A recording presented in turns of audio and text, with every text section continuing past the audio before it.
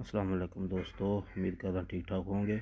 अज आप उसी ट्रैक्टर की एक्सल वाली अपना सील बदलनी है तो वो तुम दिखाने इंशाअल्लाह ताला अपना किदां बदली दी है। टायर खोल लिया जी आप तो हम अगे जोड़ा है जी सील बदलते हैं, तुम दिखाने हैं।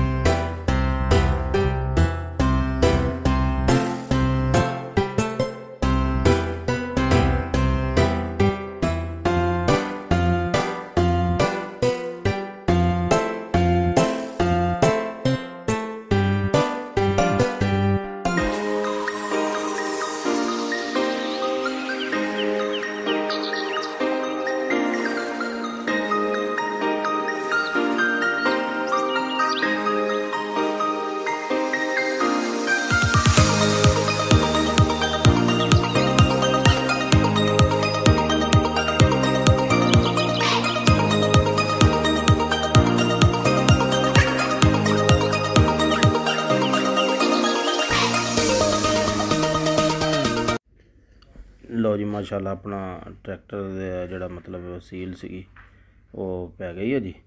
तो अगर तुहानू वीडियो पसंद आए लाइक शेयर जरूर करो जी, सबसक्राइब करो चैनल मुनासब समझो।